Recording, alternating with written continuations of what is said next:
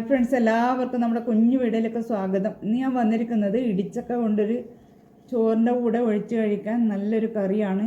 ഈ കറി തയ്യാറാക്കാനായി വളരെ എളുപ്പമാണ്.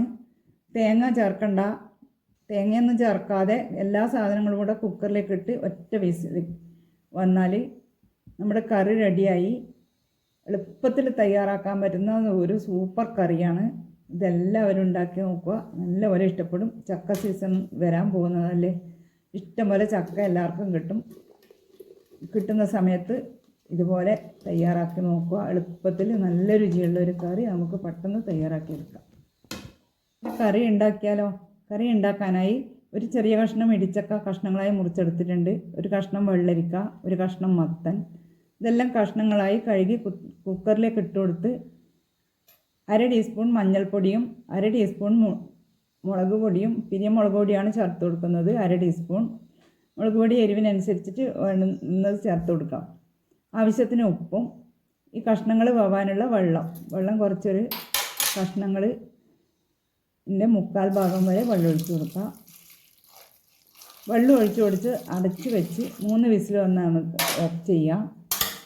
3 വിസിൽ വന്ന് ഓഫ് ചെയ്ത് 3 വിസിൽ വന്ന് തണുത്ത ശേഷം കുക്കർ തുറന്ന് കഷ്ണങ്ങളെല്ലാം പാകത്തിന് വെന്ത് വന്നിട്ടുണ്ട്. ഇനി ഇതൊന്ന് ഇളക്കി ഇതുപോലെ കഷ്ണങ്ങൾ വെന്ത് കിട്ടിയാൽ മതി. ഇനി ഇത് നല്ലപോലെ ഇളക്കി ഇതിന് കുറച്ച് കഷ്ണങ്ങൾ ഉടച്ചെടുക്കണം.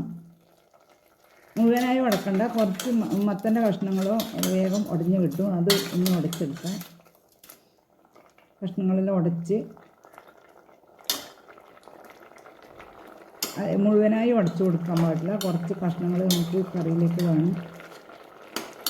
കഷ്ണങ്ങളെല്ലാം ഉടച്ചു കൊടുത്ത് കുറച്ച് ഒരു നെല്ലിക്ക വലുപ്പത്തിൽ പുളി വെള്ളത്തിൽ കുതിർത്ത് വെച്ചിട്ടുണ്ട്. അത് പിഴിഞ്ഞ് ആ പുളിവെള്ളം ഈ കറിയിലേക്ക് ഒഴിച്ചു കൊടുക്കണം. പുളിവെള്ളം ഇതിലേക്ക് ഒഴിച്ചു കൊടുത്ത് ഇനി ഇതൊന്ന് നല്ലപോലെ തിളച്ച് വരണം. ഇളക്കി കൊടുത്ത് നല്ലപോലെ ഒന്ന് തിളച്ച് വരണം.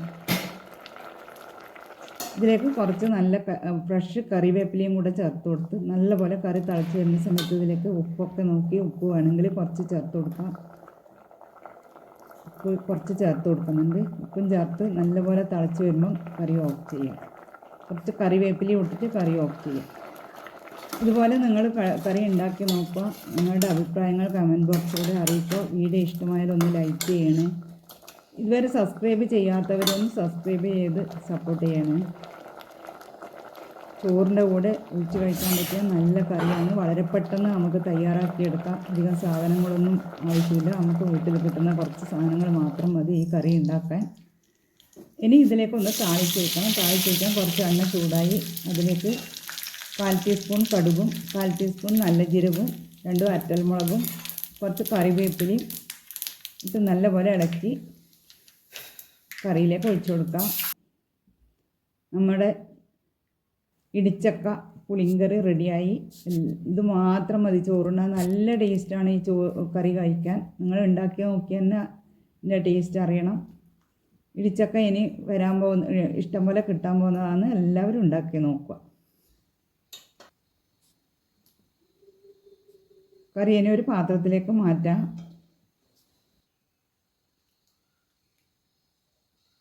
ഈ കറി കുറച്ചും കൂടെ കൊഴുപ്പ് വേണമെന്നുണ്ടെങ്കിൽ കുറച്ചും കൂടെ ഇളക്കി കൊടുത്ത് ഉടച്ചെടുത്താൽ മതി. ഉടച്ചെടുക്കേണ്ട ആവശ്യമൊന്നുമില്ല. ഇതുപോലെ തന്നെയാണ് നല്ലത്. എല്ലാവരും ഉണ്ടാക്കി നോക്കി അഭിപ്രായങ്ങൾ കമൻറ്റ് ബോക്സിലൂടെ അറിയിക്കുക.